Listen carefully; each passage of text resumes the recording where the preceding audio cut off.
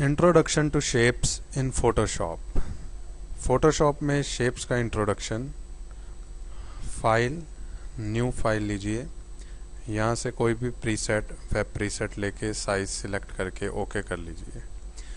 New canvas आ जाएगा और इस फोटोशॉप में आपको जो लेफ़्ट साइड पे नज़र आ रही हैं सारे टूल्स हैं और टूल्स की ऑप्शंस ये ऊपर नज़र आ रही हैं। उसके ऊपर मेन्यू बार है और ये पैलेट्स हैं। लेयर पैलेट है, पाथ पैलेट है। अभी पाथ पैलेट की हमें कोई ज़रूरत नहीं शेप्स को सीखने के लिए।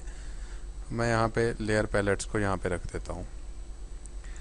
अब शेप टूल्स जो हैं वो हमारे यहाँ पर नीचे नज़र आ रहे हैं इस पार्ट में, और इस पर क्लिक करे रखेंगे तो ये डिफरेंट शेप्स हैं जो हम फोटोशॉप के अंदर बना सकते हैं। जैसे रेक्टेंगल टूल है, राउंडेड रेक्टेंगल है, एलिप्स, पॉलीगन, लाइन और कस्टमाइज शेप टूल है। तो रेक्टेंगल टूल से जाहिर सी बात है रेक्टेंगल बनेगा, और यहाँ पर रेक्टेंगल टूल लेते ही यहाँ रेक्टेंगल की ऑप्शंस आ रही हैं। ऑप्शन में आपने शेप्स को यहाँ पे सिलेक्ट रखना है, और जब भी मैं यहाँ पे रेक्टेंगल बनाऊंगा, अगर मैंने यहाँ पे 4 रेक्टेंगल बना दिए हैं तो यहाँ पे 4 लेयर्स आपको नज़र आ रही हैं। रेक्टेंगल 1 2 3 4, यानी जितनी बार मैं शेप बना रहा हूँ उतनी बार नई लेयर बनती जा रही है, और हर शेप में वही कलर आ रहा है जो कलर मैंने यहाँ पे सिलेक्ट किया हुआ है। मैं ब्लू कलर ले लूँगा यहाँ पे, तो जो लेयर सिलेक्ट थी उसमें ब्लू कलर आ गया, और अब ब्लू कलर के रेक्टेंगल बनते चले जाएंगे। इस लेयर को हम शेप लेयर कहते हैं, और ये शेप रेक्टेंगल बन रही है। रेक्टेंगल की ऑप्शंस में शेप लिया है, यहाँ पे फिल लिया है। न्यू लेयर बनने का कारण ये है कि यहाँ पे जो ये ऑप्शन है इसमें न्यू लेयर सिलेक्ट है, इसलिए हर बारी यहाँ पे ये न्यू लेयर बना देता है। अब मैं किसी एक लेयर को सिलेक्ट करके और यहाँ से मूव टूल लेके कीबोर्ड में डिलीट का बटन प्रेस करूँगा तो ये एक एक करके सारी लेयर्स डिलीट हो जाएंगी। अब मैंने रेक्टेंगल टूल लिया, और अगर मैं इस रेक्टेंगल को ऐसा भी बना पा रहा हूँ, ऐसा भी बना पा रहा हूँ और ऐसा भी बना पा रहा हूँ, तो इस स्थिति को कहते हैं कि ये रेक्टेंगल अनकंस्ट्रेंड रेक्टेंगल है। अगर मुझे इसे प्रॉपर स्क्वायर बनाना है तो मैं शिफ्ट को प्रेस कर लूँगा, तो ये एकदम स्क्वायर बनेगा जिसमें इसकी चारों साइड्स बराबर रहेंगी। पहले माउस को छोड़ूंगा जब ये बन जाएगा, और बाद में मैं शिफ्ट की को जो मैंने प्रेस की हुई थी उसे छोड़ूंगा। तो ये अब एकदम स्क्वायर बना है। यहाँ पे बिना शिफ्ट के ये अनकंस्ट्रेंट रेक्टेंगल है, और इस रेक्टेंगल्स की सेटिंग इस की में आ रही है। यहाँ पे लिखा है अनकंस्ट्रेंट, क्योंकि अनकंस्ट्रेंट सिलेक्टेड है तो मैं अनकंस्ट्रेंट रेक्टेंगल बना सकता हूँ। स्क्वायर सिलेक्ट होगा तो इधर अब शिफ्ट दबाने की भी ज़रूरत नहीं, ये सीधा स्क्वायर ही बनाएगा। और क्या ऑप्शंस आ रही हैं इस सेटिंग्स के अंदर? Fixed size. तो अगर मुझे रेक्टेंगल किसी फिक्स साइज का बनाना है, सपोज मुझे 2 इंचेस बाय 4 इंचेस का रेक्टेंगल बनाना है, तो मैं यहाँ विड्थ में 2 इंचेस और हाइट में 4 इंचेस डाल के यहाँ पे क्लिक करके ड्रैग करूँगा तो ये 2 इंचेस बाय 4 इंचेस का रेक्टेंगल तैयार हो रहा है। और सिमिलरली यहाँ पे प्रोपोर्शनल है, तो 2:1 या 3:1। विड्थ हमेशा 3 टाइम्स बनेगी। जैसे ही मैं यहाँ पे 3:1 ले लूँगा तो 3:1 साइज की विड्थ बनेगी, जिसमें विड्थ 3 गुना है हाइट के। तो ये 4 ऑप्शंस यहाँ आ रही थी। और कभी भी रेक्टेंगल हम बना रहे हैं और वो सेंटर से बने या कॉर्नर से बने, तो वो इस चेक बॉक्स पे डिपेंड करता है। अगर ये चेक बॉक्स ऑफ है तो रेक्टेंगल मेरा, मैंने जहाँ से स्टार्ट किया वहाँ से टॉप लेफ्ट कॉर्नर से स्टार्ट हो रहा है। और अगर ये सेंटर ऑन होगा तो ये रेक्टेंगल जिधर से स्टार्ट करूँगा वो रेक्टेंगल का सेंटर पॉइंट बन जाएगा, यानी यहाँ पे ये सेंटर पॉइंट इधर से हमने स्टार्ट किया था। तो कभी भी ये सारी ऑप्शंस जाननी इसलिए ज़रूरी हैं कि सपोज़ आप किसी और कंप्यूटर में बैठते हैं और वहाँ पे फिक्स्ड साइज़ का ऑप्शन सिलेक्ट है और आपको रेक्टेंगल इतना लंबा यहाँ से यहाँ तक बनाना है, तो आप रेक्टेंगल बनाएंगे तो क्या लगेगा कि ये तो इसी साइज़ का बन रहा है। तो जब भी आपके अकॉर्डिंग काम नहीं हो रहा तो रेक्टेंगल या किसी भी टूल जो आपके अकॉर्डिंग नहीं चल रहा तो उसकी ऑप्शंस और उसकी सेटिंग्स में जाके देखिए, और जो सेटिंग्स आप सेट करेंगे उसके अकॉर्डिंग वो काम करने लगेगा। अनकंस्ट्रेंट लेते हैं तो अब मैं यहाँ पे चाहे इतना लंबा रेक्टेंगल बना लूँ या इसको ऐसे हॉरिजॉन्टल बना लूँ। और स्क्वायर की शॉर्टकट बताया है, जो शिफ्ट प्रेस करेंगे। सिमिलर नेक्स्ट टूल जो है वो राउंडेड रेक्टेंगल टूल है। राउंडेड रेक्टेंगल टूल में कॉर्नर रेडियस जो हैं वो राउंड होते हैं, उनकी सेटिंग यहाँ बाहर ही दी गई है। तो रेडियस यहाँ पे 1 इंचेस है। अगर मैं 20 पिक्सल्स ले लेता हूँ तो 20 पिक्सल्स ही कॉर्नर रेडियस राउंड होगा। यहाँ 1 इंच हो रहा था। और बाकी जब मैं सेटिंग्स में जाता हूँ तो वो सारी सेटिंग्स सेम है जैसे कि रेक्टेंगल के अंदर थी। मूव टूल लेके मैं, जो ये लेयर्स काफ़ी सारी बन गई हैं, इन्हें अभी डिलीट कर देता हूँ।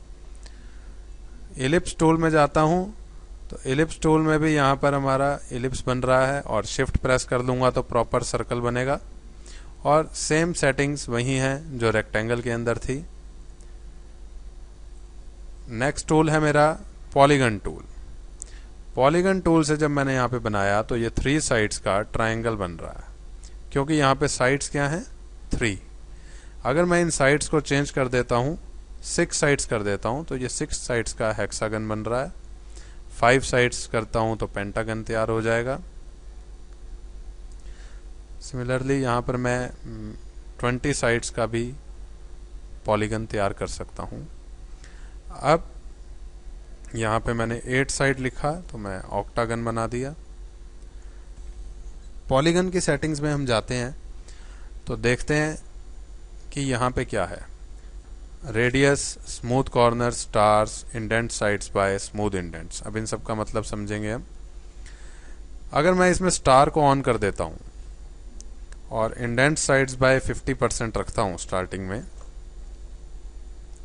तो मैं देखूंगा कि यहाँ पर पॉलीगन टूल से 8 साइड्स का स्टार बनेगा, जिसमें इंडेंट साइड्स थी 50%।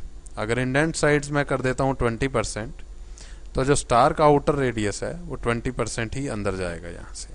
अगर मैं इंडेंट साइड्स बाय कर देता हूँ 80%, तो स्टार ज़्यादा अंदर जाएगा, 80% अंदर जाएगा। इधर 20% जा रहा है, इधर 50% जा रहा है।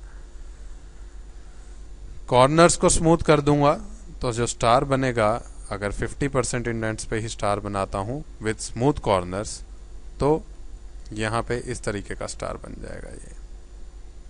और स्मूथ इंडेंट्स चाहिए तो जो अंदर के कॉर्नर्स हैं वो भी स्मूथ हो जाएंगे। अंदर भी कॉर्नर में राउंडनेस आ गया, बाहर भी राउंडनेस आ गया।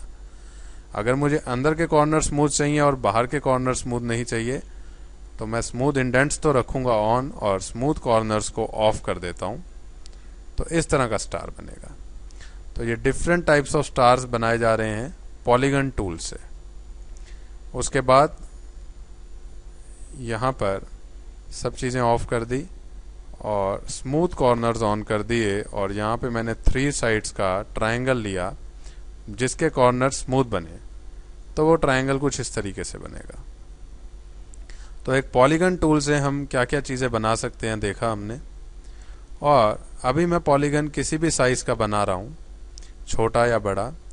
अगर मैं यहाँ पे कोई पर्टिकुलर रेडियस में कोई वैल्यू डाल देता हूँ, सपोज 10 पिक्सल्स, या 10 पिक्सल्स काफ़ी छोटा हो जाएगा, 150 पिक्सल्स डाल दी वैल्यू, तो जो पॉलीगन बनेगा उसका रेडियस 150 पिक्सल साइज का बनेगा। अब ना ये छोटा हो सकता है इससे, ना बड़ा हो सकता है। अगर मैंने यहाँ पे रेडियस ले लिया 50 पिक्सल्स का, तो ये 50 पिक्सल्स का पॉलीगन बनेगा। अब अगर मैं इस पॉलीगन को अनकंस्ट्रेंट करना चाह रहा हूँ तो इस रेडियस को मैं सिलेक्ट करके डिलीट कर दूंगा, जिससे कि मैं पॉलीगन चाहे जितना बड़ा और जितना छोटा बना सकूं। तो ये सारी शेप्स थी जो मैंने पॉलीगन के थ्रू बनाई। Stars, star with 50%, star with 20%, star with 80% indent, smooth corner star, smooth indent star, smooth corner and smooth indent stars. सारे स्टार्स को भी डिलीट करके मैं नेक्स्ट टूल पे चलता हूँ। यहाँ पे नेक्स्ट टूल है लाइन टूल। लाइन टूल में हमारा जो लाइन का वेट है यहाँ पे दिया गया है 5 पिक्सल। अगर मैं यहाँ 10 पिक्सल ले लूँगा तो जो लाइन बनेगी वो 10 पिक्सल विड्थ की बन रही है। अब हम क्या देख रहे हैं, लाइन पे स्टार्टिंग में एरो आ रहा है। अगर मैं इसको 20 पिक्सल ले लेता हूँ वेट, तो थोड़ी लाइन का वेट बढ़ गया पहले से। तो यहाँ पे लाइन का वेट दिया गया है, और जो स्टार्टिंग में एरो आने का कारण है इसकी सेटिंग्स। सेटिंग्स में एरो हेड्स है जिसमें स्टार्ट ऑन है। अगर मैं स्टार्ट को क्लोज कर दूंगा तो अब मेरे लाइन में एरो कहीं पे भी नहीं आएगा। और अगर मैं स्टार्ट और एंड दोनों ऑन कर दूंगा तो दोनों साइड एरो आ जाएगा। अंडू की प्रेस कर देता हूँ जिससे ये तीनों लाइन चली गई, और वेट लाइन का थोड़ा कम कर देता हूँ। तो यहाँ पर अभी एरो आ रहा है बोथ साइड्स, क्योंकि स्टार्ट और एंड में ऑन है, और अगर एरो ऑफ होगा तो दोनों साइड नहीं आएगा। और स्टार्टिंग और एंड में मुझे दोनों साइड्स एरो चाहिए, और एरो का विड्थ और लेंथ मैं यहाँ से एरो की विड्थ और लेंथ चेंज कर सकता हूँ जो मेरे वेट के परसेंटेज के अकॉर्डिंग यहाँ पे है। अगर मैं इसे छोटा कर रहा हूँ और तो 500% और 500% का एरो बना देता हूँ, तो एरो पहले से छोटा हो गया पर लाइन का वेट उतना ही है। और अगर 800 और 1000 कर दूंगा तो पहले जितना ही एरो बनेगा। और एरो की जो लास्ट ऑप्शन है वो है कॉन्केविटी। कॉन्केविटी का क्या मतलब है? अगर कॉन्केविटी 40% थी तो एरो इस तरीके से बन रहा था, थोड़ी सी अंदर को जा रहा था। अगर 0% कॉन्केविटी लेते हैं तो आप देखेंगे एरो यहाँ पे स्ट्रेट बन रहा है, जो इसकी लाइंस आ रही हैं बिल्कुल स्ट्रेट आ रही हैं। और यहाँ कॉन्केविटी 40% है। कॉन्केविटी को मैं -40% भी ले सकता था, तो -40% में ये एरो इस तरीके से बाहर की साइड आ जाएगा। तो अभी हमने यहाँ पे 5 शेप टूल्स की ऑप्शंस देखी हैं। लास्ट में है custom shape tool. Custom shape tools की भी सेटिंग्स सेम एज रेक्टेंगल है। Unconstrained, proportionally, size, fix size, ये सब सेम है। और इसके अंदर यहाँ पर काफ़ी सारी शेप्स दी गई हैं। किसी भी शेप को मैं सिलेक्ट करके उसे बना सकता हूँ। अभी ये अनकंस्ट्रेंट बन रही है, इसलिए मेरा यहाँ पे जो शेप बन रहा है हैंड इस तरीके से बन रहा है या ऐसे। अगर मैं शिफ्ट को प्रेस करता हूँ तो ये बिल्कुल प्रोपोर्शनली तैयार होता है। उसके बाद इसके अंदर हमें काफ़ी सारी शेप्स दिख रही हैं। शेप्स की जो सेटिंग्स हैं वो इधर क्लिक करके आएंगी। अगर मैं यहाँ ले लूँगा एनिमल्स, अगर मैं यहाँ पर एनिमल्स ले लूँगा और ओके प्रेस करूँगा तो सिर्फ एनिमल्स की शेप्स यहाँ नज़र आ रही हैं। अगर मैं यहाँ पे फ्रेम्स लेके ओके कर दूंगा तो एनिमल्स की शेप्स चली जाएंगी और फ्रेम्स की शेप्स आ जाएंगी। मैं चाहता हूँ फ्रेम की शेप्स भी रहें और इधर एनिमल्स की शेप भी रहें, तो एनिमल्स को सिलेक्ट करके मैं ओके की जगह अपेंड प्रेस कर दूंगा। अपेंड मीन्स टू ऐड, तो ये एनिमल्स की शेप इसमें ऐड कर देगा। और अगर मैं यहाँ पे चाहता हूँ कि मुझे ये जितनी भी शेप्स फोटोशॉप में दी गई हैं सारी यहाँ नज़र आएँ, तो यहाँ पे ऑल को सिलेक्ट कर लीजिए और ओके प्रेस कर दीजिए। तो यहाँ पे आपको सारी शेप्स नज़र आएंगी और आप कोई भी शेप सिलेक्ट करके उसको शिफ्ट के साथ ड्रैग करके बनाएं तो बिल्कुल प्रोपोर्शनल बनेगी। तो ये एक शेप टूल्स का इंट्रो था, और इसकी प्रैक्टिस के लिए आप शेप टूल्स को सिलेक्ट करके अलग अलग ऑप्शंस के साथ डिफरेंट शेप्स बनाइए। थैंक्स।